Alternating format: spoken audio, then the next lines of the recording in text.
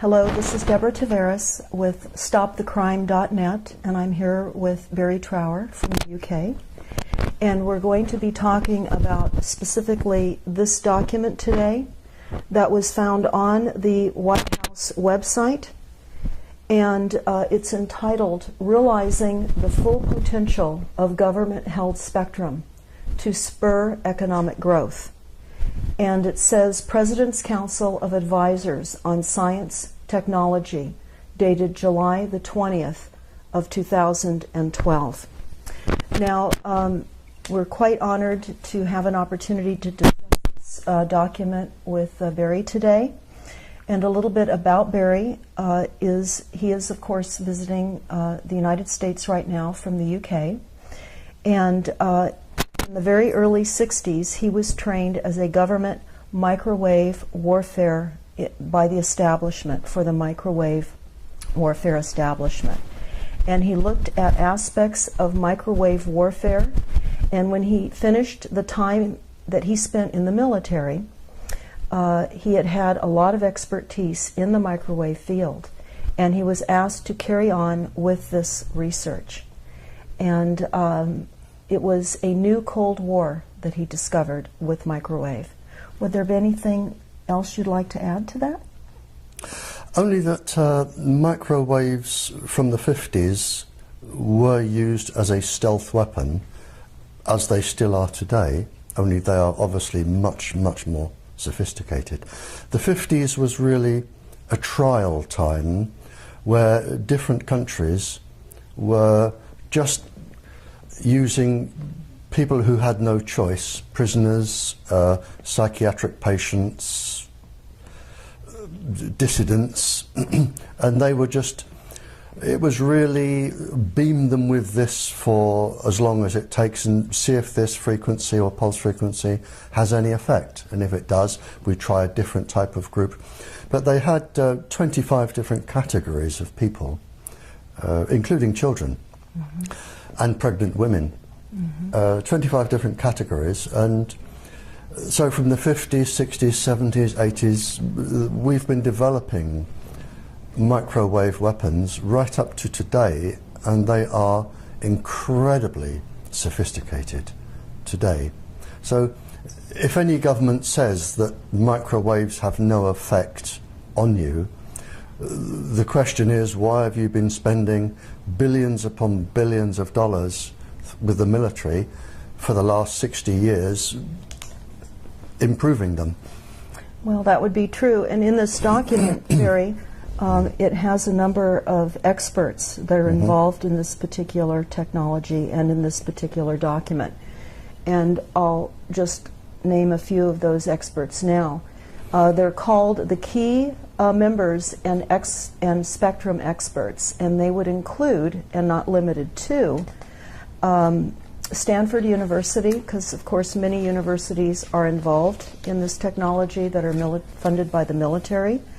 But the White House spectrum management team is Google, Microsoft, Stanford, and Harvard universities, and I want to draw the attention of Harvard University as being one of the universities involved in the origination of the Silent Weapons Quiet Wars technical manual that is on StopTheCrime.net. But also Virginia Tech, UC Berkeley, the National Telecommunications and Information Association, the FCC, and NSA, and there are many others that are involved in this as well. So as we go through this, Barrie, I would like for you to explain some of what you see in this document, if you would, because it's going through 13 pages. So I'll keep it near me. It's 13 pages, and they're talking about what the purpose of the spectrum is for. And if we could flip just slowly each portion, it represents one page that is on our website. Okay. One of the things you said, the universities, yes, for instance, yes,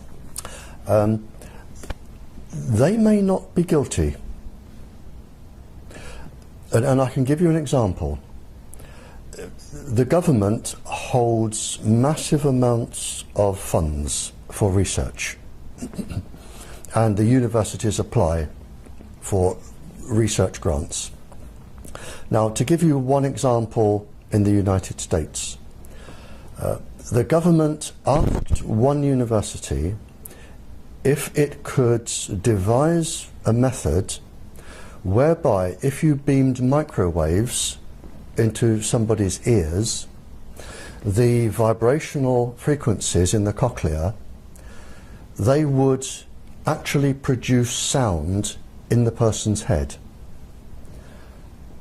So nobody else around you can hear, but just the one person being beamed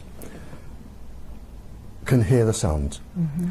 And the university were told that this would aid the deaf enormously, because people could talk into a device and they would just hear it straight through.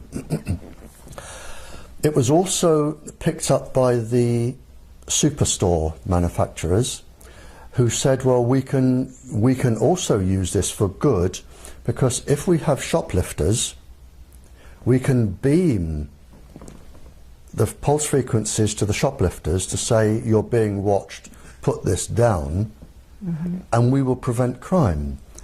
And that was used for good. But it didn't take people very long, especially the military and other superstores, to think, well, hang on, we can use this for our own devices. So the military can now put voices into people's heads to do whatever deed they wish it to achieve. And the superstores have also realized that rather than say, put that down, you're going to steal it, if you're indecisive and you're shopping, they can say, you really do want to buy this.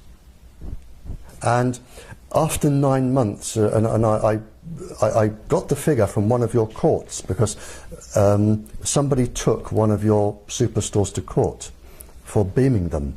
Mm-hmm. And they made a phenomenal profit in just 9 months. Phenomenal profit. But because your Federal Communications Committee say microwaves are safe, the case fell.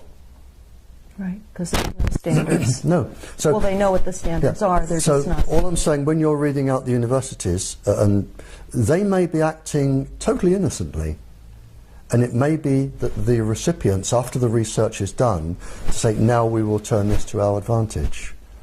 And that's very possible, because so it much is compartmentalized, and that's how they're keeping this monster escalating, yes, to the degree that they are. It's deception. Absolutely, absolutely. What I find so true in the silent weapons document is they talk about the real and the stated goals. And so what we're seeing are what the real goals are, but what they tell us the stated goals are.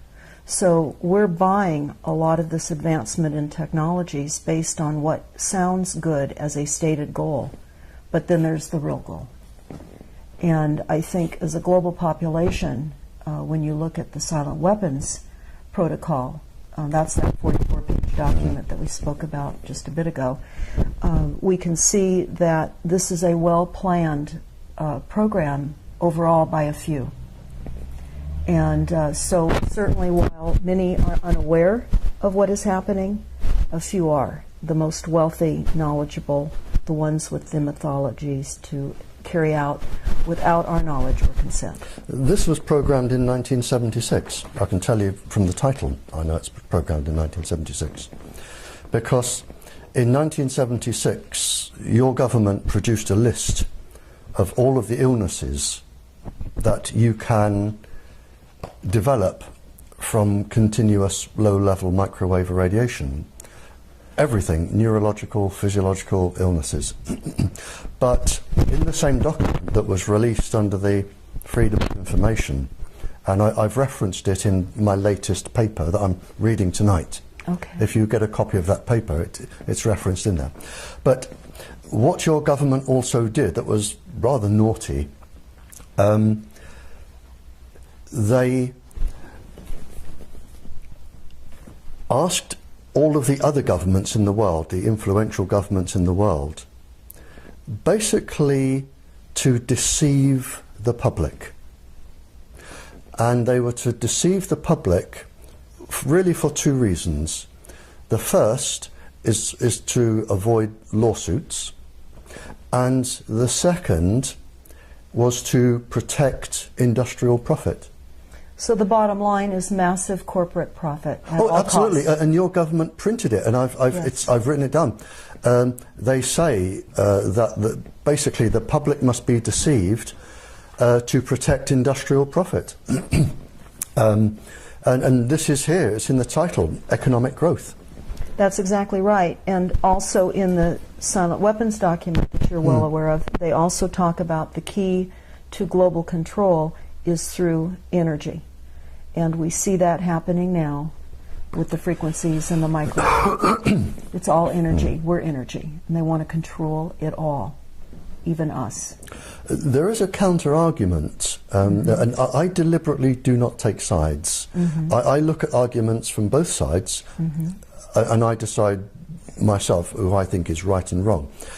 But a counter-argument that I do not accept from the English or the American governments is that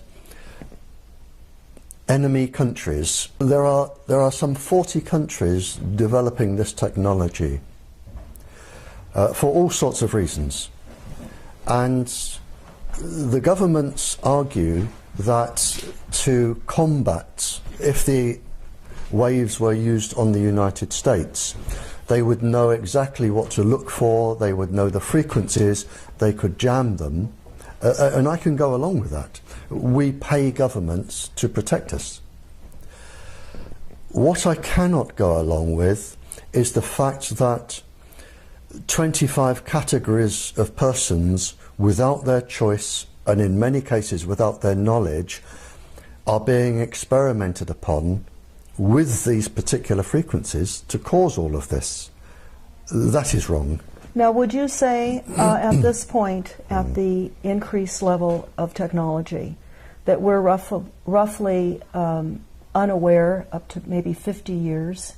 They have an advanced technology base 50 years beyond our even being aware of what they have available?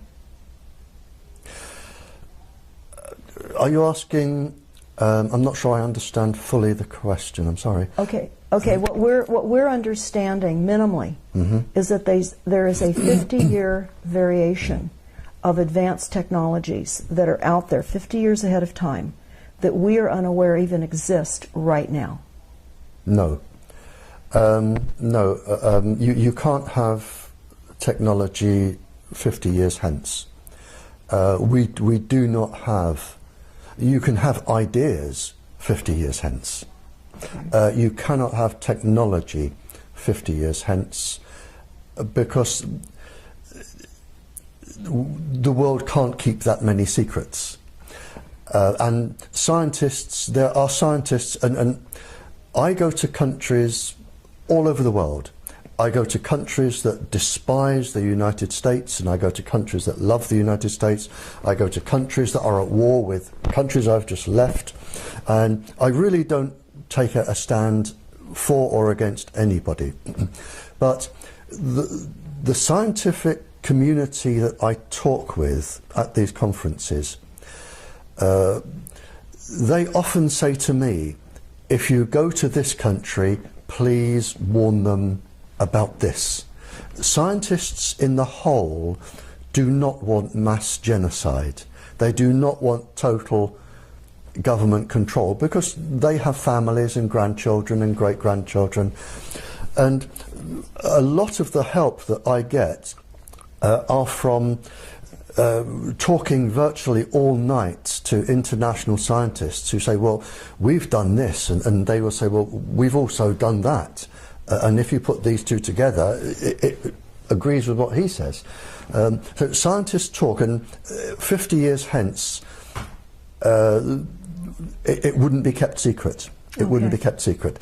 The ideas can be there, but the knowledge which I have today of where we are at the moment cannot be exceeded because we do not have the people that clever to exceed it.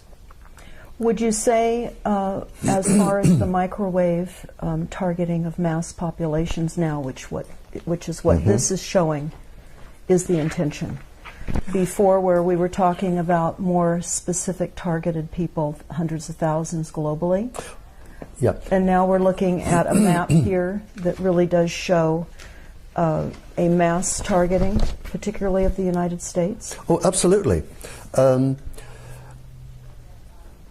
If you can, and really this is one of the ideas behind the smart meter, where they put them in everybody's homes. What they can do now, they can watch, if they wish, they have the technology too. They can watch every single person in their house. They can watch you go to bed. They can watch what you're doing in bed. They can watch you on the toilet and in the bath. They can hear every single word you're saying. They have a machine which will measure your hormone levels. They have a machine, provided they're within 150 feet, they can measure your brain activity, and they can even tell what frame of mind you're in. Now, if they can do this to an entire population, most people would not like it done to them, but they will be unaffected. And from the government's point of view is, we're really not interested in 98% of the population anyway, but we want the 2% that could be dangerous to the American citizens. But that doesn't apply. They then go on to say, well, hang on, there's a group there that are obstructing us doing this, demonstrators. We'll watch those. And then you get to people of specific religions, and people with long hair, and people who smoke cannabis, the level comes down and down and down to the point where they're actually monitoring about 75% of the population, and they have the computer technology to do this.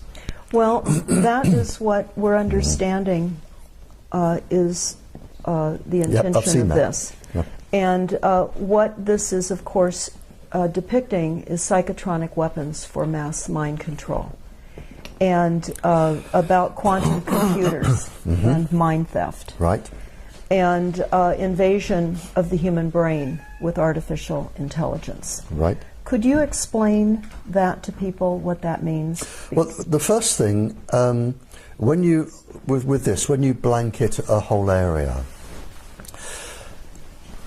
there are different reasons for monitoring populations.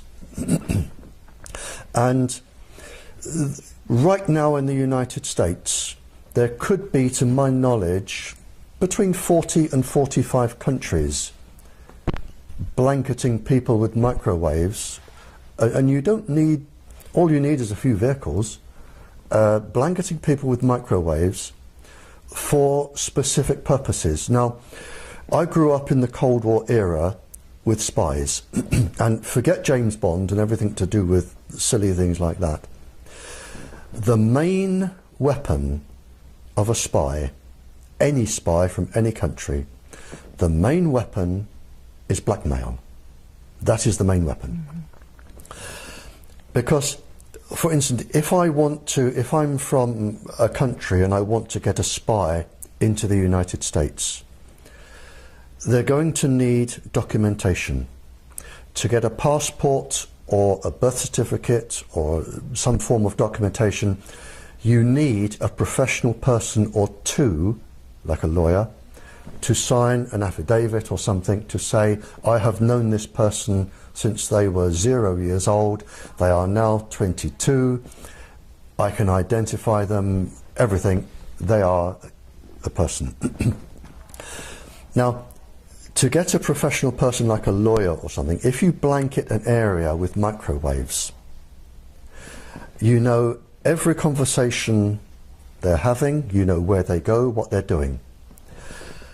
Now, for instance, if you have a person who is a paedophile, a person who has a mistress or two, a person who is a secret alcoholic or gambler, and they would lose their job if it became known, all they have to do is go up to that person and say, this is what we have on you, and you're from another country obviously, this is what we have on you, we will give you a choice and you make your decision now. And this is what they do. You make your decision now.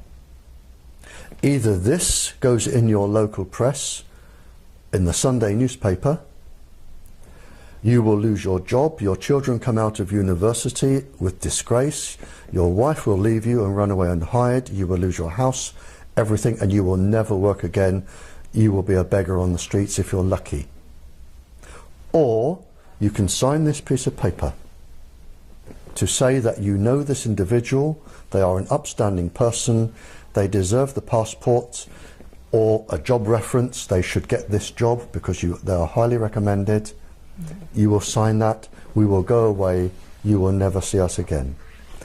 Most people, given 10 seconds thought, will sign and walk away and breathe a sigh of relief.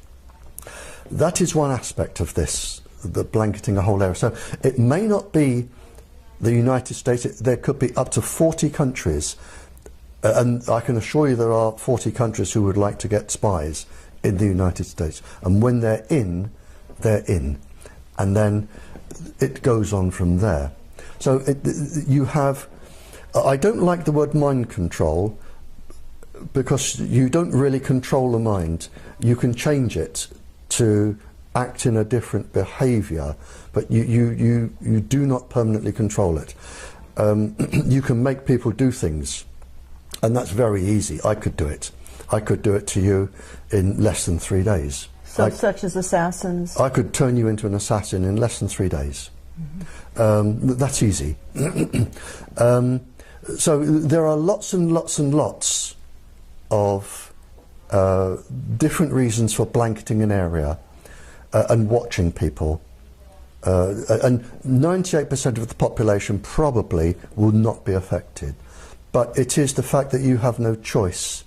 And if you upset somebody in the government, they can abuse their authority and target you. In this document, next to the map that's actually in the document itself, it says that they will use extended white space system already in operations as a starting system. Well, there's a contradiction in terms there, because white zones, white area, white space is usually an area totally free from radiation. Or it can mean an area which is blanketed, like a white blanket across an area. So different countries use different terms. So it could mean a totally free area, a zone-free area, or it could mean an area which is already totally blanketed, so that no other country can put their frequency into this area because it would be jammed, and only the United States will control this area. Okay, so in respect to this document, this could be a white space then in place that would protect the United States. This document is so bland that when you read anything, it could mean 3 or 4 different things. Okay. It really is so bland, and deliberately so. And yes, exactly. Well, they also talk about modifying the rules to allow general authorized access devices to operate in 2 bands.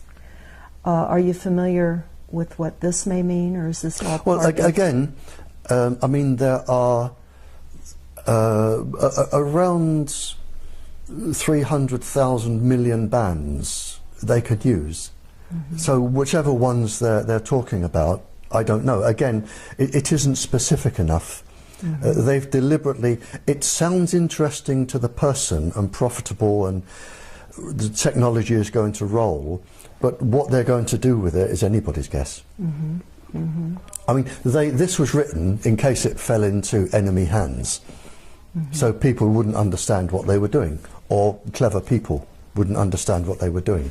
Well, we do know one thing, just by the title, which I know you've discussed in Ireland when you brought this document up, where it said, realizing the full potential of government-held spectrum to spur economic growth. Exactly. And the economic growth is not for the country's citizens. It's for the industry. It's for the corporations in the industry. Exactly. That's correct. Okay. Okay. And then we have, again, we have a variety of participants here, major industry participants.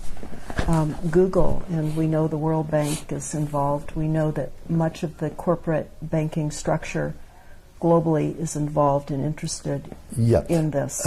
Again, I'm not taking their side, but I do talk to these people. And some of these people, if government advisors and chief scientists approach somebody in industry, and the person in industry generally has done a degree in law, civil law or something, or some other economic degree. They do not have degrees in nuclear and atomic physics. They do not have qualifications in microwave warfare. They do not have other qualifications.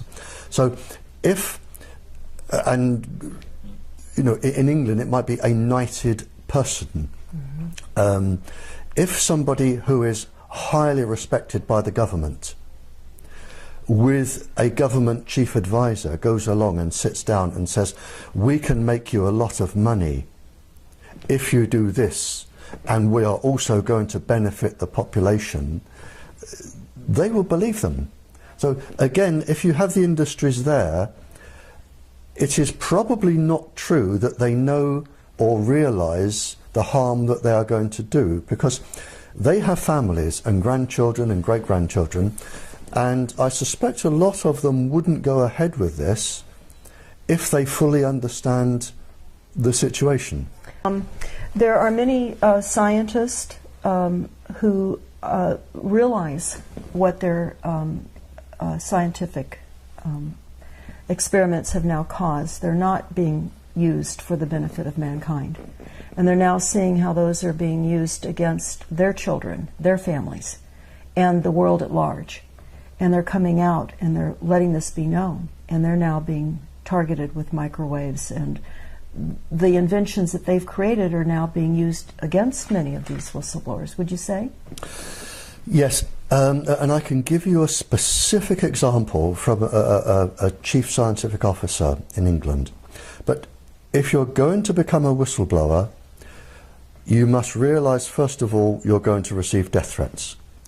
And these are very serious death threats. You are going to lose your job. Your children are not going to get a job or go to university. It is a family sacrifice as well as yours. And I can give you an example. I received many cryptic and strange messages from senior persons. And I received a message from a very, very senior government scientist in the top secret experimental place in England. And he said, I need to talk to you, Barrie. And I said, okay. And we met. And he said, I'm going to give you the perspective from where I am sitting. He said, we have received a contract from the government to do research. I'm researching microwaves, the effect of microwaves on the brain and the heart. He said, now, I am one of the country's leading research scientists. What they have asked me to do is study the brain and the heart being exposed to various microwaves, a specific pulse frequency known to affect the brain and the heart. He said, now, I know, and you know, because a part of my degree, it was experimental physics. He said, I know and you know that if we're going to do a study on the heart and the brain, we're looking at about 15 years.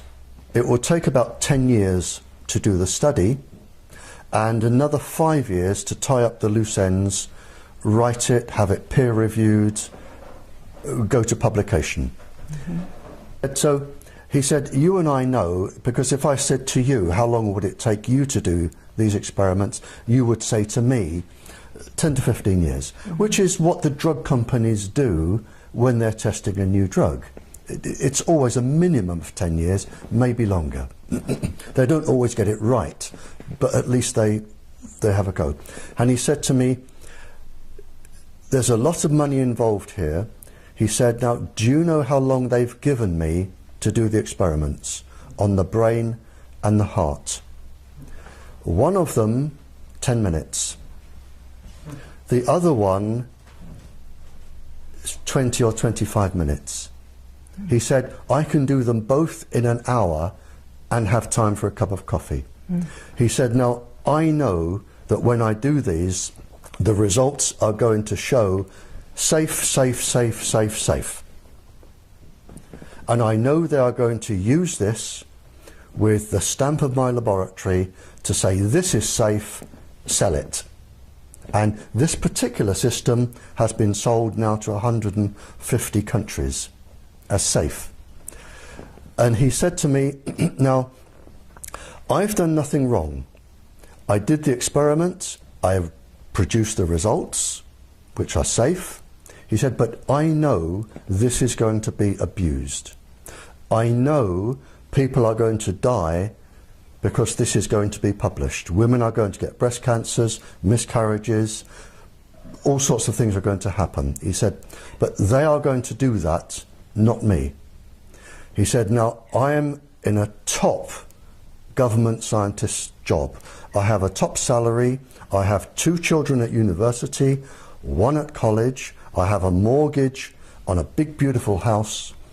If I spill the beans, I will lose everything today and I will never work again. The children come out of university, my life will be a mess. He said, what do I do? And I said, well, you only have 2 choices. You give up your family and your children's university education and everything, or you keep quiet. And those were the only 2 choices. And he decided to keep quiet. Well, of course, we know in many of these decisions the dangers then beyond the family, and the fact that the family is going to be assaulted and confronted by increased frequencies anyway, as well as all of his friends and the rest of the world. So this is the dilemma that some of the scientists are put in. So even when you read out laboratories, there may be, the scientist may not have done anything wrong. He hadn't done anything wrong. He did what he was asked to do. He gave the results he was asked to give. It's the other people are doing something wrong. Mm-hmm. But again, I'm very, very wary about reading out lists of corporations and laboratories, because the people responsible may not be responsible. And I can see that, where they're compartmentalized and they really are unaware. I had a few other questions. That's too. Okay. I know that you were part of the government back in your early days with government microwave warfare establishment, and you were carrying on research. Are you involved with the government at this point anymore, or are you completely separated from the functions that you were previously working with? Oh no, completely separate now. Okay. I mean, then I had top security clearance. I'm completely away from them now, absolutely away. I have nothing to do with them. Okay.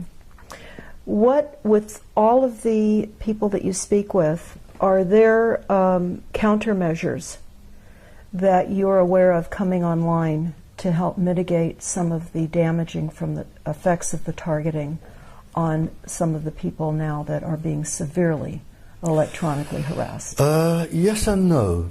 I'm very, very cautious about devices, medicines, or anything to do with countermeasures. I often receive letters from people saying, would you endorse this? And I always say no. Unless somebody can prove through rigorous, I can't say the word now, rigorous scientific experiment that something works, it may work, I don't know. But there are all sorts of charlatans who will make a device to sell to people who are vulnerable, to make money. Another way in which corporate profiteering. So the devices may work. I don't know. I honestly don't know. I've never tested any of them. But if somebody produced, I mean, there are obviously, if the body is suffering, there are obviously chemicals and medicines that will help. And they will help. For instance, boosting the antioxidants. Boosting the nighttime melatonin, that certainly works. But you have to be very, very careful about buying devices that will protect you. They may, but they may actually be even more dangerous, especially if they're jamming signals, because they're also sending other microwaves into your body, you know, so you have to be incredibly careful. Since this is now a new Cold War that we're finding ourselves in. It's a Cold War, yes, it's a Cold War now between, I would say, certainly 15 to 45 countries. So everyone's targeting everyone.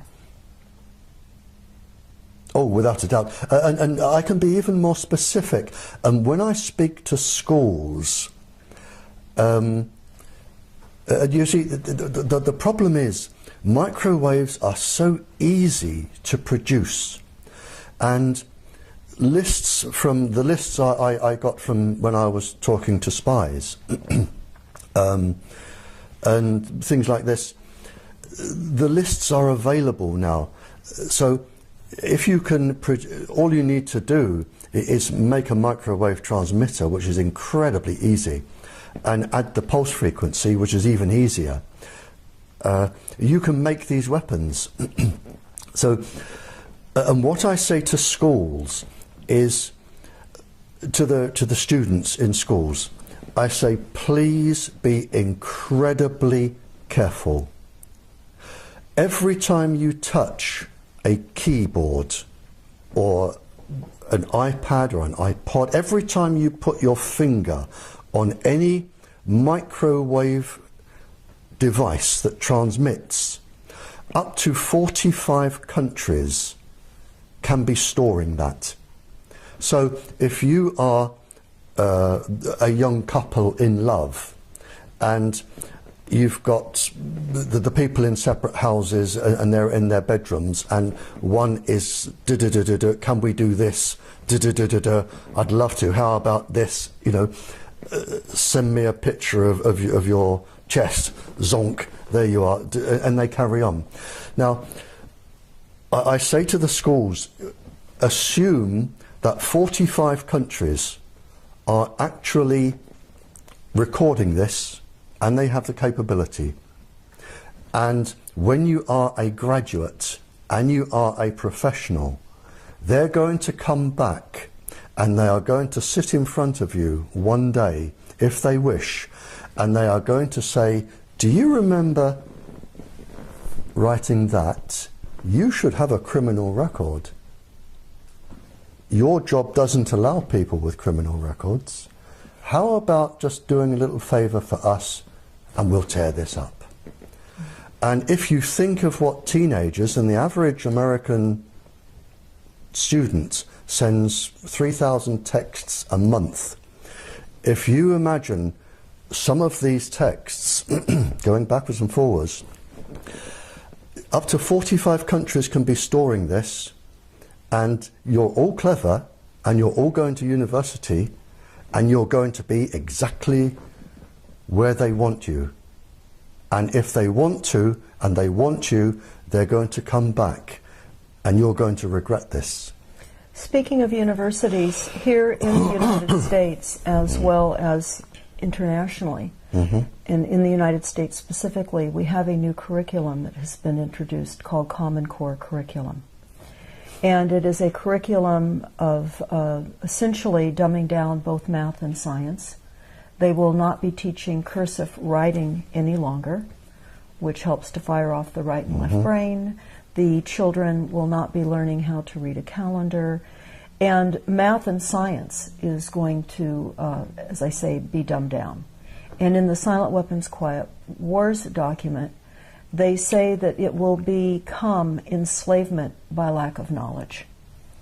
So in conjunction with the microwaves that we're all being faced with, that are certainly causing confusion, inability to sleep, and levels of anger, and all types of emotional, mental, and physical ailments, along with the dumbing down of the global population, whether everyone is targeted or not, they're being targeted through the entire process of the system, even beyond the frequencies.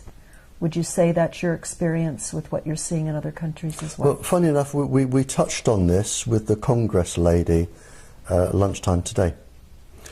And you've touched an area that leaves an incredible bitter taste in my mouth. And the problem as I see it,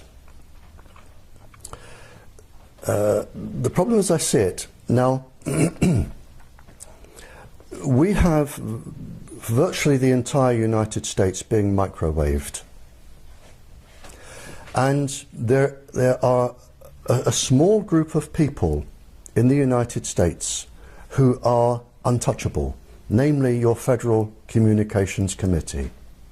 Because if you have a complaint, or lawyers have a complaint, or anybody else has a complaint, it will go to Congress people or senators or government officials, but no matter where these complaints and questions go out to, they all funnel back to one person.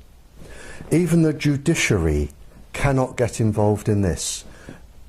They've been whitewashed out. That's correct. So everything goes back. So what we're saying in the United States, or what we're seeing in the United States, is that you have one person, maybe two, certainly not any more than three, who is dominant in a committee. And this person is the only person in the United States who can be asked these questions. The only person. That nobody else is allowed to answer them. Nobody. Judges, nobody can answer these questions. Everything is funneled through to this one person. So you have this one person who is all powerful. He is above the judiciary, above Congress, above everybody. Yes. Because Congress cannot change his safety levels. So you have this one person. And now, this is where I have trouble with this, because with the current state, and this is well-established research, and it is your research, not mine, it is your government research. In 60 years' time, if nothing changes, in 60 years' time, 3 generations of 20 years, you are going to be down to 1/8 of your children's population. 1/8. Now, how many people walking the streets today are going to be working and paying taxes in 60 years' time? Not many. That's correct. So the United States, if nothing is done, is going to become unfunctionable on the world stage. You're not going to be able to run your industries. You're not going to be able to pay your taxes. you're not going to be able to fund your military. Mm-hmm. So the United States on the world stage is going to disappear. They say in many of the documents, the source documents that we have read, that, of course, the preeminence of the United States is being dismantled. Within 60 years, the United States won't exist, as you know it today. Yes. You will be in the position that England was in at the end of the war, when we just didn't have, our soldiers had been shot. We didn't have the people coming back to run the factories, the buses, the trains. There was very little tax money. We couldn't afford anything. And a worldwide appeal went out for any nation to send as many people as they could to run our buses. And now this is where you're going to be in 60 years. But the one thing that really, really puzzles me is, why is this all-powerful American doing this to his own country? Well, certainly some of the source documents that we have referred to address that. This is for one You have system. one person, maybe no more than two, who are dominant on this committee. Mm-hmm. Why is this one person? Because he has to know more than me, because of the virtue of his position and his expertise with microwaves. He has to know more than I do, and if I know this, he has to know it. So he has to, in my brain only, he has to be intentionally bringing the United States to its knees. And the question I want to know is what, and I can't get around that. But he's made himself untouchable. Yes. And why should one person decide Congress will not interfere with my levels? The judiciary will not interfere with my levels. I am going to control this. And he must know he is bringing the United States down, and you only have 60 years, and that is it. You'll be finished. Well, certainly many of the source documents that we've reviewed that are on our website. He ignores them. That's the thing. Well, he many of them are written by them, though, too. And we're looking at transhumanism now as a coming agenda, where they're going to be bringing online a replacement for humans. And we see much of that research occurring now in most of the major universities, certainly here in the United States.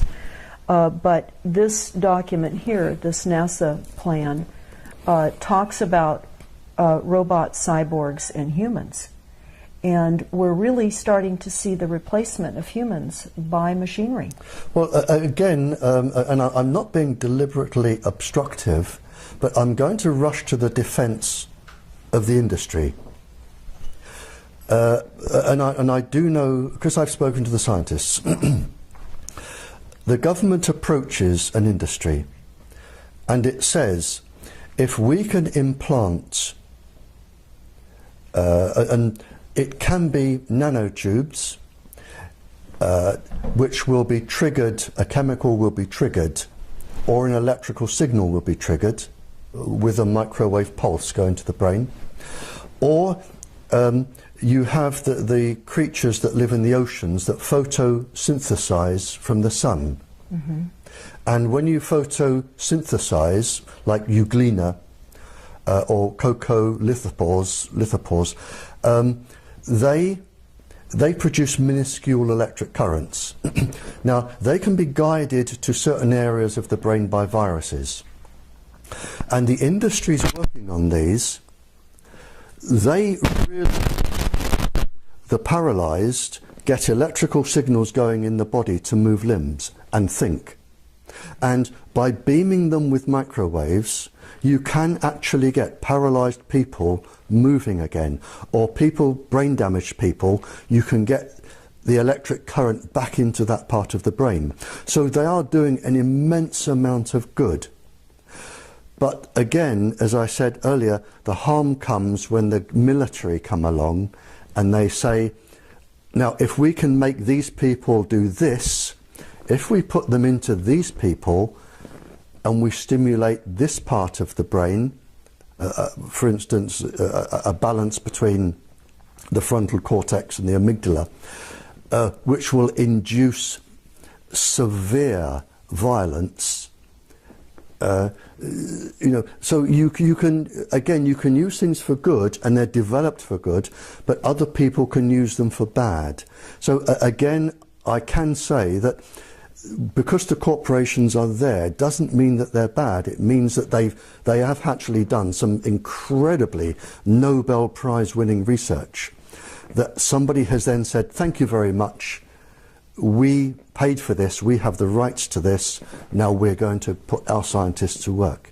So there is a seesaw effect here, and you have to be, I think, be incredibly careful reading out names of universities and organisations, because they may be doing it for good, and they do absolutely brilliant work. And that's absolutely true, and we know that much of what they have done has been hijacked. Oh, it's all been hijacked. Yes. All of it Yes. has been hijacked. And that's why we're here today, Yeah. because we're sitting here in a very precarious, Yep. hijacked reality. And now, where does this hijacking, you see, if it's been hijacked, somebody authorised it. That's right. And if somebody authorised it, they would have had permission. Now, where is this leading back to? That is where we should be going. The source of this. The source. Yes. And it's even kept from presidents. I mean, the people involved here, and it's the same with the English government, you have just a small band, no more than a handful of people who are all powerful, and they know what is really going on. And presidents and prime ministers and ministers and senates, and they come and go every few years. Mm-hmm. They are absolutely immaterial to this. They're told what they need to be told. That is it. It's just like a script for a Hollywood movie. Yep. And the people at the top, they lie for a living. And I've met them. They lie for a living. And the truth is so obscure to them, they wouldn't know the truth if they tried to tell it. Lying is just norm. Mm-hmm. And so you have this small band of people, and they are controlling virtually everybody else. So if they say to the president, I am the country's top scientist, this is safe, the president believes them, because he's only going to be there another 2 years, and then a new one comes in, and they say to the new one, this is what you will say, this is what you will do. Well, this, of course, is why we have Bohemian Grove and the Bilderbergs. They set global policies. They meet and they organize and orchestrate the corporations. And we've heard much about the Bilderbergs there in Europe, and their offices, of course, are in Switzerland. And they meet annually, just as the Bohemian Grove does here in Northern California. Meet once a year and at times in between to create policies. I mean, personally, I've never met them, and I've never attended a meeting, mm-hmm. So I honestly can't comment on that. I also have a question. Have you heard anything about the activation of catalytic genetically spliced virus and bacteria? I know you were just mentioning some of this via bacteria hybrids by the use of advanced targeted photocentronics, and there have been rumors from insiders for years that psychocentronic can also be deployed to reduce a person's natural immunity, allowing the opportunist virus and bacteria the ability to gain control when they would normally be suppressed. Could this be true? I mean, you've covered about 50 years of complicated research there. I mean, just any three of those words could spark about an hour's conversation. Is it being done? Yes. Can I go into that? No. I can answer it. It is far too. We would need to sit here for a week, mm-hmm.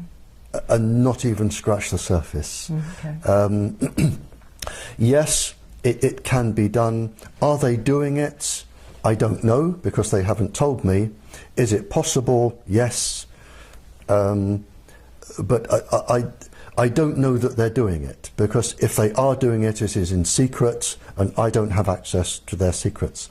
I've never been told by anyone that they're doing it.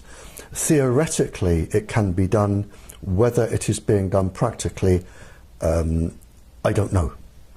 There are people concerned too about the electronic warfare and how we can use it against terrorists, but it seems as though since we have 45 countries all engaged in inflicting electromagnetics on other countries, it seems like we're all battling one another. So do you see an opportunity to control this? It's uncontrollable. I mean, what we have now started is a runaway train. It is absolutely uncontrollable, because if the United States stops research, there are 45 other countries, some of whom probably do not like the United States, that will say, that's good, we will now be the world leaders. It is uncontrollable. People now have to progress. Where it's all going to end up, I don't know, but it is absolutely uncontrollable now. There are too many different laboratories over the world studying too many different things. There are too many different organizations looking into microwave weapons. It is absolutely uncontrollable. And as you said, we've now gone into a new Cold War. And I don't know where it is going to end. Well, this certainly is a silent weapon system for a quiet war. Oh, it's been that for 60 years. Yes. There's no problem with that. Somebody asked and was wondering, of course, about Wi-Fi in restaurants, etc., and in the coffee shops that are globally situated now with Wi-Fi opportunities. What would you say to the general population about Wi-Fi, and what other kinds of repressive stances can they make against this attack of artificial frequencies? Well, Wi-Fi uses a known weapons frequency. That's known, and it is going to cause harm. There is no doubt there. And again, the owners of cafes and bars that have Wi-Fi, they would have been told something that wasn't true. So the only thing you can do is advise them to fit a fibre optic cable, a high-speed fibre optic cable, if they can be told the truth. Again, it is not their fault. And people come in with their computers and their smart thingies, and they sit at the tables and they press away. So the cafe owners, they're just giving people what they want. They're making money from it because it's good for business. They're employing people, which is good.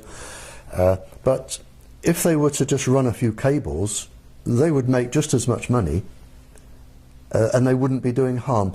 But you can't tell them they're doing harm because of the control over the press and the television companies and the radio companies, because if you even begin to mention it, the industry will come down like a ton of bricks and say, we are pulling out our advertising. Now, how do you like that? So what we're really saying is, for the protection of people, they have to either be hardwired and or stay away from locations that have Wi-Fi. They need to stay as far removed from the cell phone towers, the antennas, the smart meters, the electrosmog that our cities are experiencing. Yeah, is that the only thing? Well, the system can be made a lot more safe. But of course they don't know it needs to be made a lot more safe. So maybe our talk from the Congress lady this morning if we develop somewhere there and we can get something broadcast nationally. But at the moment, the system can be made a lot safer all over the country, to the point where the minimum of persons will be harmed. And how long would that take in order to implement? Oh, if you started now, you could, and provided you had, I mean, once this bubble bursts, there is going to be an enormous business for somebody, enormous profits in fibre optics and things to do with even cell phones. I've read from Dr. Andrew Goldsworthy, who is an incredibly clever scientist from Imperial College, London. Imperial College is the sort of Oxford and Cambridge of London, and you don't get to teach there if you're stupid. Now, he has described how microwaves can be made safe. I don't understand at the moment the full technology behind it, but he has described how they can be made safe, and they will work. Fibre optic cables everywhere you can. The technology is there to make everyone can still have their toys, and they can still use them, and they will probably work better, and it will be a lot more safe. The problem is it needs to get to everybody, but the technology is there today, and in terms of how long it would take, depending on manufacturing outputs, depending how quickly you could convert a few factories, but whoever comes up with this first, there is going to be billions upon billions to be made with this. Well, the concern, of course, would be is that we have a corporate structure that is engaged in massive profits over people that are becoming quite ill. Yes, but the profits will only last until people like me touch the right person who touches the right person who says, why does that man have so much power? Why doesn't he answer to Congress? Why doesn't he answer to the judiciary? Why doesn't he answer to the president? And when the people in authority say, well, hang on, he has too much power, let's ask him a few questions and see how right he is. And when you can show that this person is actually wrong, and I know he's wrong, and I would challenge him here to face me live on television, and I would stand my ground and I would prove he's wrong in less than 5 minutes. When these people can be brought down, and it's not going to take long, because these people have immense power, but there is one thing they cannot do.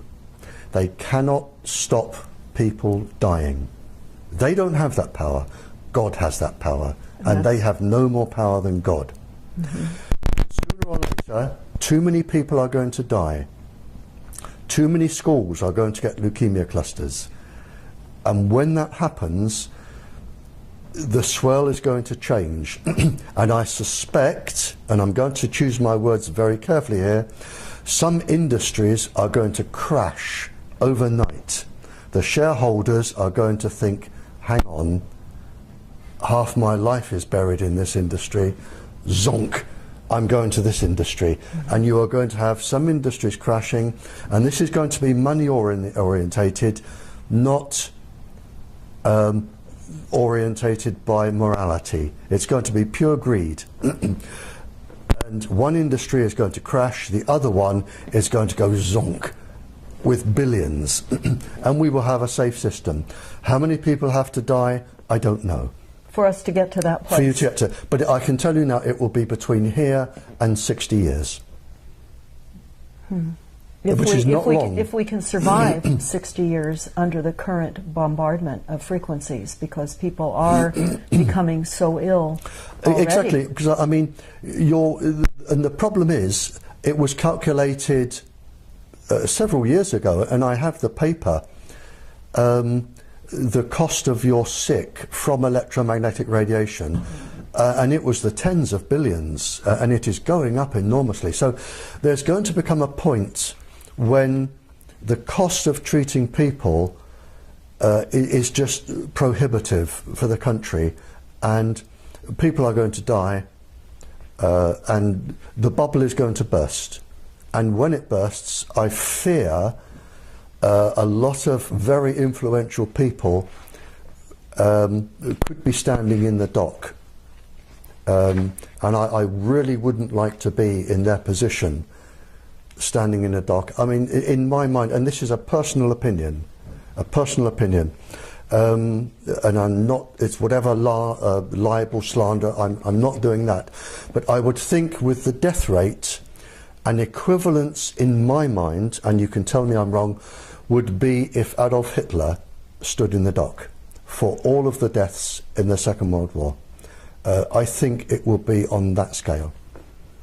So for the time being, right now, for those that are becoming aware of this enormous threat to humanity, what would you say would be the most important things for people to do? Leave it to me. And I'll tell you why. The moment an individual puts their head above the water, the industry are so skilled with the government at putting people down that you won't stand a chance. You will lose your job, you will lose your family, you will lose your house. That is unnecessary. I don't need that. Leave it to people like me. Our work is slow, but we are getting there. I have now spoken to around 40 royals, leaders of countries, leaders of peoples. The message is getting through. Nothing is ever fast, but we are getting there. But my advice to the ordinary person is leave it to us. We know what we're doing. We have the expertise. We've had all the death threats. We will get there. As we go along, academics suddenly jump in and they say, I'm an expert in this. I believe what you're doing. Please let me help. And we are getting there. It's not going to be quick. I mean, trying to stop the Second World War wasn't quick. You know, so if a person is going to take risks, I say, don't do it. Leave it to me. And people like me, let us do our job. So then what the average person could do is to stay hardwired with every opportunity for a communication wireless device that they have, keep it hardwired. Spread this information everywhere they can. Refer people to the YouTubes that you have so that we create a wider understanding through education of what we are facing. Exactly. I mean, if everybody started to go with cable, the Wi-Fi industry would collapse anyway. Now, what about the schools? Because we're noticing now that in many of the major universities, in the elementary schools, in the high schools, because of the economy being what it is and the telecom industry paying monthly rent to anyone that will allow us a cell phone sighting on police stations, on fire stations here in the United States, we're seeing these cell phone towers crop up everywhere. They're disguised as trees, they're in church steeples, they're in flagpoles.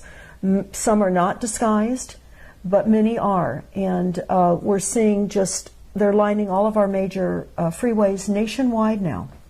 And they're in communities everywhere. We just are staying at a place here in Portland, in downtown Portland. And collectively, from the antennasearch.com that we did, between the cell phone towers and the antennas, within a 4-mile radius, we have 660 combination of cell phone towers and antennas. Again, the school governors and principals would have been told from our one person that this is safe. And they would have been told there is nothing to worry about, research is inconclusive, it shows it's safe, and you're on a good thing.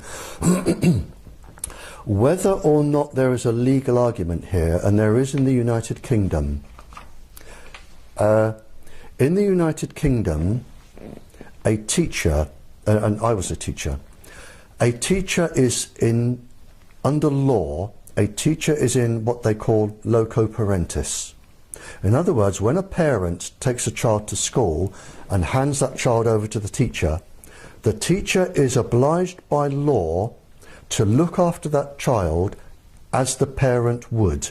You cannot do anything to that child that the parent would forbid. It's against the law. That's the easy bit. So and they are trying this in the UK now.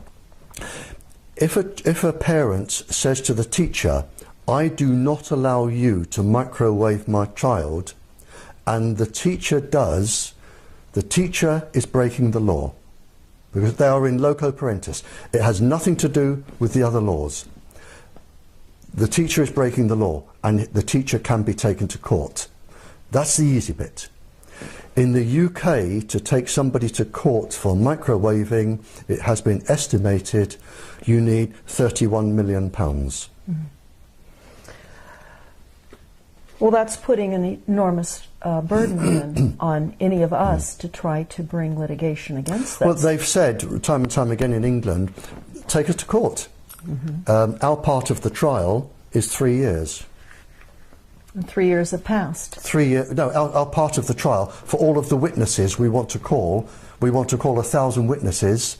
It will take about 3 years for our part of the trial. Court costs £100,000 a day, no legal aid.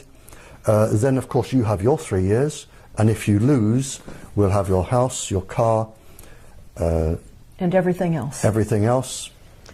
I'll talk just for a moment and let you take a break. How's that? We discovered here in California that all of the cities, in fact, it's actually nationwide by executive order, in their planning departments, have to initiate what is called a climate action plan or an energy action plan. One of the two is the title for this plan. In California, where we have looked at a number of these climate action plans, it's requiring, even though California has an opt-out now for smart meters with the utility companies, by paying a penalty. We have to pay $75 if you want to opt out initially, and then $10 additional per month. Many people feel, of course, that's an extortion fee. But what we have found out now is that with these climate action plans, it is required that cities have smart meters, and that all of the appliances that are not Energy Star rated, that are considered inefficient appliances, must be retrofitted now to the Energy Star appliances, which is a backdoor hookup of the initial intention to begin with. So many people now are discovering that the opt-out was an appeasement plan, a momentary sense of victory to reduce the fight against the smart meters. And while still they're being deployed, which is what industry calls this, a deployment, which is a military word, instead of installation. And this is now occurring nationwide here through the back door in all of our cities. It will do, because smart meters can be used for, they're Wi-Fi enabled. They can be used with Wi-Fi, with all other things. And again, we're back to the man at the top. And it's not until enough people have died that these will be stopped and turned off or made safe. But sadly, people are going to die they are going to make an enormous amount of money on the back of this, but it's not until people such as myself can raise the issue with the people who need to be told, and enough people have died, that we can make this bubble burst. But it's not going to be quick. It's like the start of the Second World War. You know, people are going to suffer, they're going to die, and there is nothing we can do to stop that, nothing. The people are too powerful. It's like the stormtroopers, the SS. Mm-hmm. They are too powerful, they have too much power, they answer to nobody, and the only question is, will the bubble burst before the United States can recover? That is the only question. Mm-hmm. And it depends on who I can talk to and when. In the United States? In the United States. I need to talk to Congress. If I can talk to Congress, we may have a chance. Is there any one or two people in Congress that you've identified? I won't give you their names, but to date there are two people who may be trying to get me to talk to Congress. Okay. And so then in the meantime, for the safety of all of us, we reduce our frequencies, we hardwire, and we do everything we can to get the word out on our level so that more and more people become aware, so that then in our local cities, in our city councils, in our county board of supervisors, we're getting this information to them, who may also possibly be carriers to higher levels of government with the information that we provide them. So all of this is going to help your efforts and other scientists who are very much aware of this cataclysmic situation we're all finding ourselves in. Well, it is, and there is no easy way out of this. Too few people have too much power. And as I've already said, you know, we have people who do not answer to the judiciary and the president and Congress, and they are causing this. And until somebody actually takes their power away and questions them, this is going to go on, and it's only a matter of how many people have to die until it can be stopped.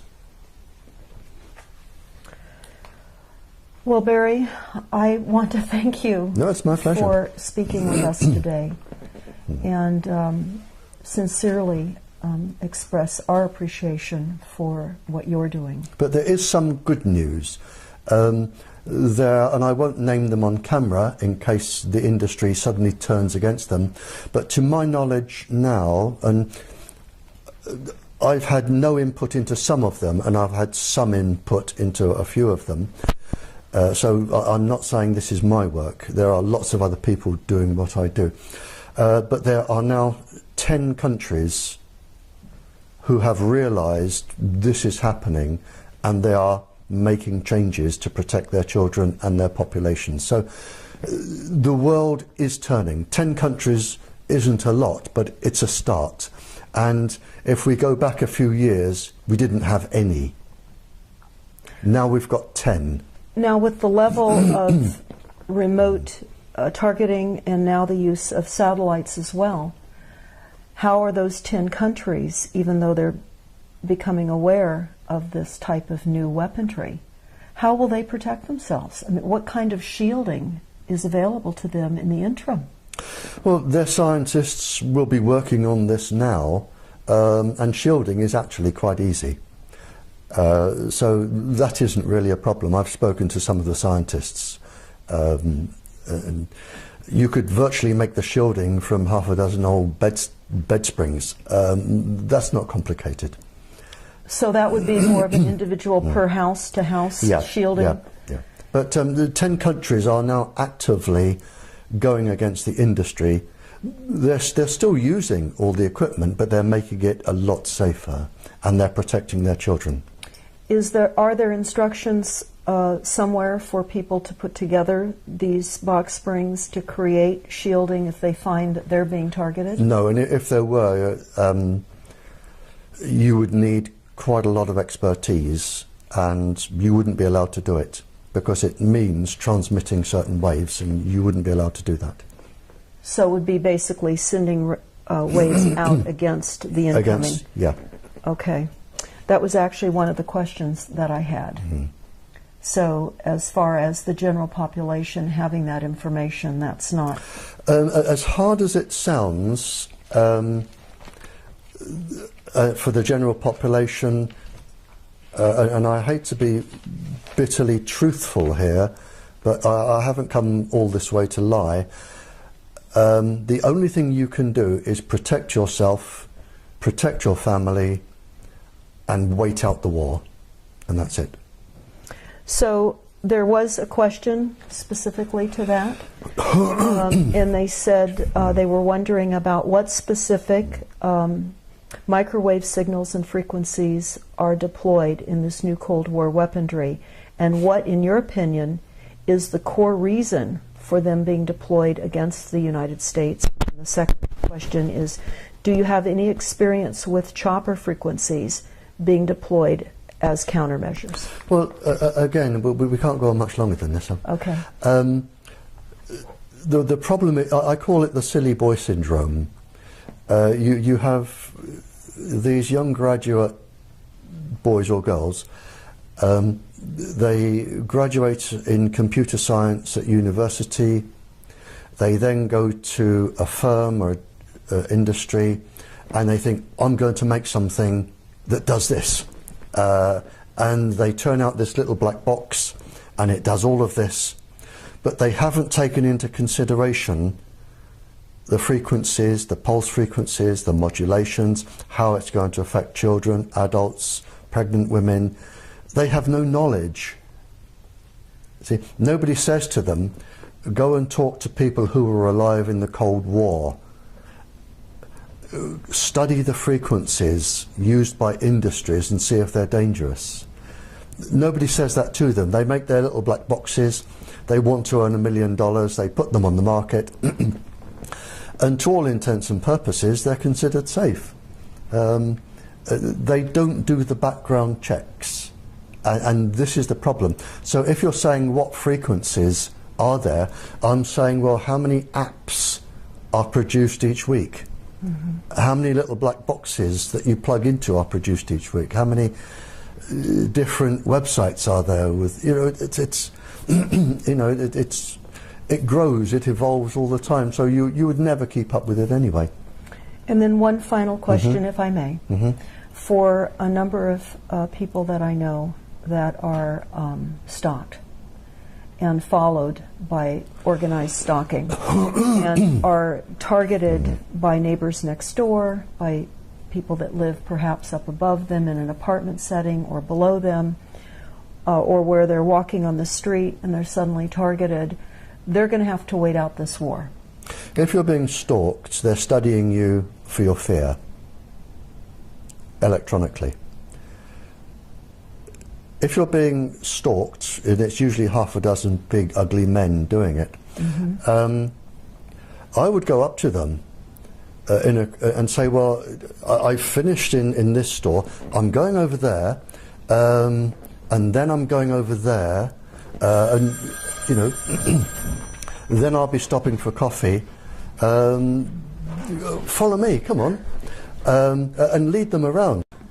They won't be violent to you in a public place. It's no good going to the police. It's no good complaining to your representative because they'll say you're mad, which is what they want you to do anyway. I would go up to them and I'd say, well, I'm just here. I'm going to buy the most gorgeous pair of shoes. I'll be about 2 hours, but I would value your opinion. And come out with a shoe. What do you think about these and these? Turn it into a game. Mm-hmm. It's what you can do. Turn it into a game. Let them know you're not scared. So then what we're understanding with the documents, the Silent Weapons Quiet Wars document, the NASA document, is just what Barrie Trower has just said, that they're winning by creating massive fear and terror, massive disinformation and media propaganda, and creating a division between all of us so that we don't band together. So I guess it would be fair to close this discussion right now with the understanding that we are in a war. There are going to be immeasurable amounts of casualties. We're going to have to overcome our fear because we know that part of the corporate structure benefits on mass chaos. They make mass amounts of money on creating mass chaos, fear, and misinformation.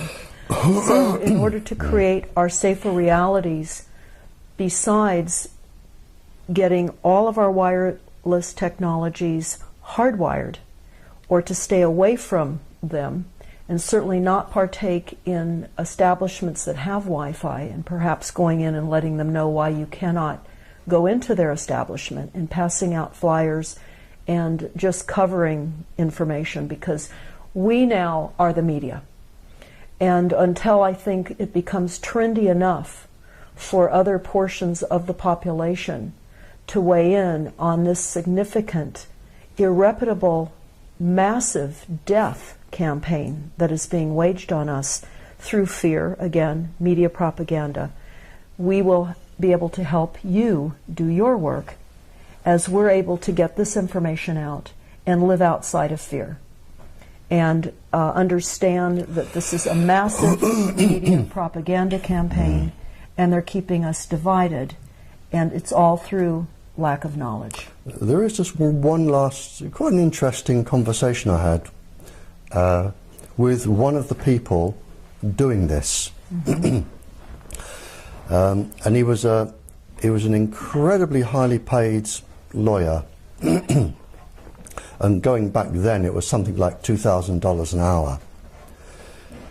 And he was involved in finding loopholes to support industry. And I was involved in a legal case, and I tend to lose. I was involved in a legal case, and during the lunchtime session, I went over the road and I sat in a pub for a sandwich. And he came and sat down next to me. And I'm saying this because it may be a question that somebody listening to this can ask somebody who is immensely powerful. And this man was immensely powerful. And he sat down next to me and he said, "You know you're going to lose this, Barrie, don't you?" And he said, "I've got this, and I've got this, and I've got this, and I've got this. You don't stand a chance." And he was right. I didn't stand a chance. The people wanted representing, I was representing them, but legally he had got every single loophole tied up. And legally he was going to win, and he did win. And he sat there and he went on about sort of how insignificant I was, and the protesters and everything else, and how powerful he was, and why didn't we give up because we didn't stand a chance ever. And I said, "Would you answer me just one question?" I said, "What are you going to say when you stand before God?" And that was it. Well, this is a powerful way to wrap up our talk. I just want to thank you so much for saying what you've said today, and we'll be sure to get this out far and wide and support your work with getting your YouTubes out and doing all that we can. You see, I actually worry for these people, because when they go into the afterlife and then they have to live the sorrow that they have caused to every single person in every single family, and they are going to feel it, Yes. and there is no time limit, they have no idea what they are going to face. That's right. And I think if they did, they may think twice. But I stopped this man in his tracks. He had no answer. Where nobody in the afterlife is impressed by a Rolls Royce, a yacht, a big house, fancy clothes, when you stand there naked and there is no lying, you can't lie. And they have no answer. And that is what I would ask them. And if I saw the head of your Federal Communications Committee, that is one of the two questions I would ask him. What are you going to say to God? Well, thank you. I think this really ends it on a powerful note, Barrie. On one of the most powerful notes. Thank you. Thank you so much. Thank you. Very much.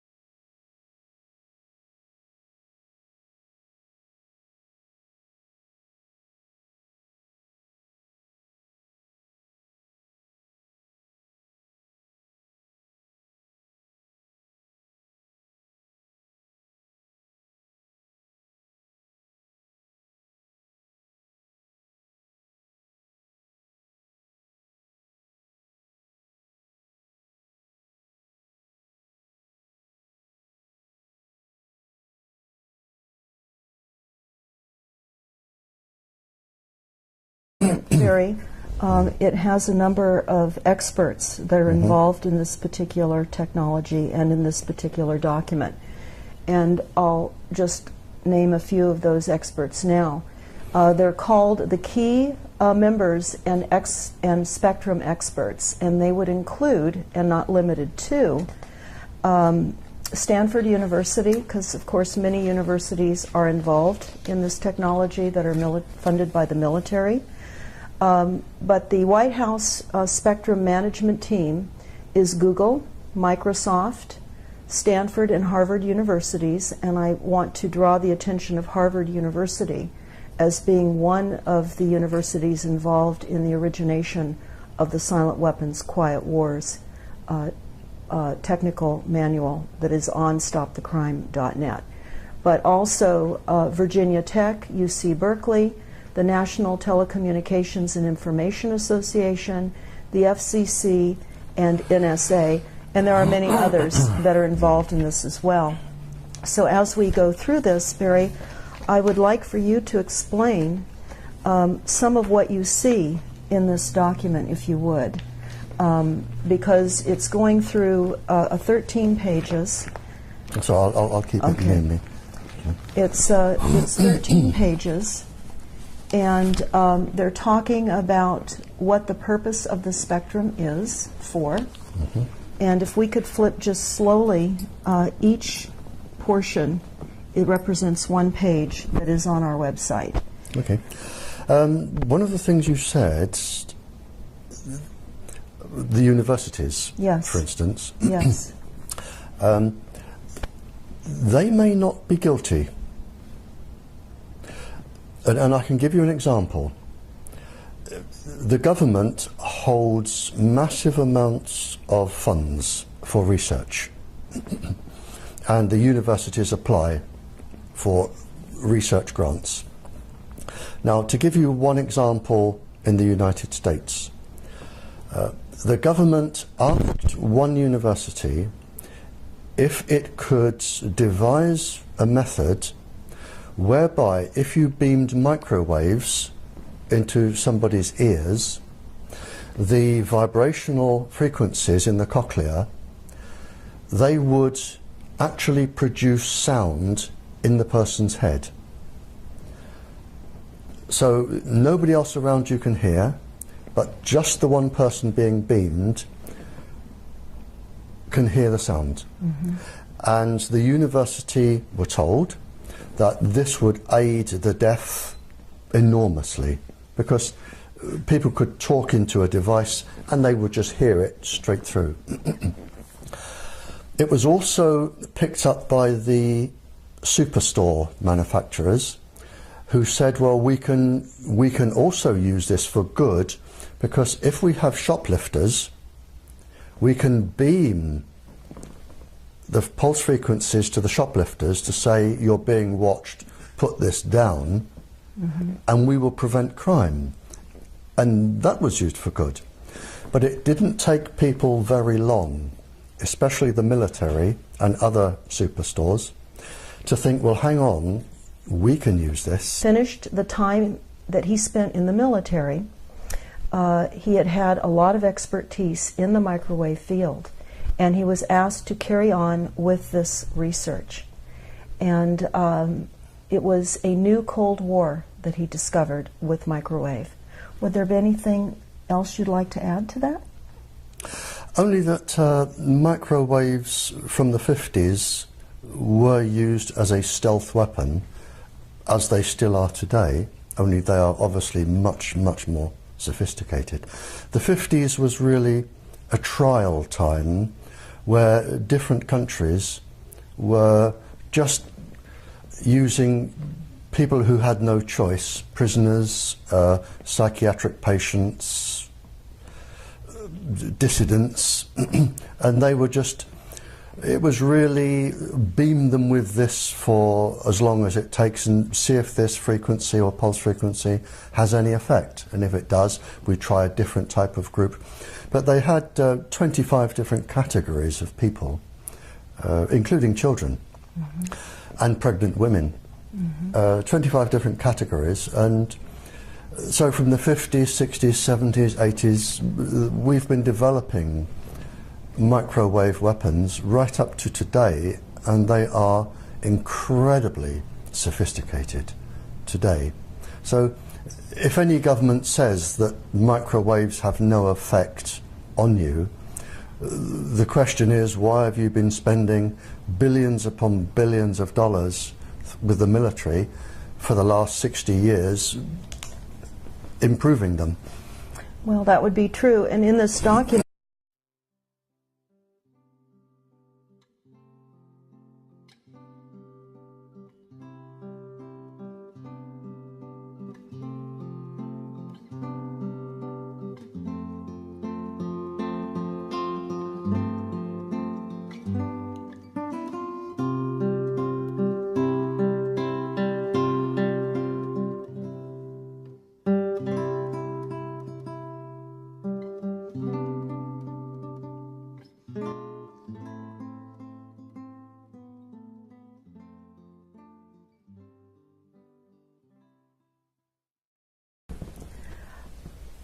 hello, this is Deborah Tavares with stopthecrime.net, and I'm here with Barrie Trower from the UK.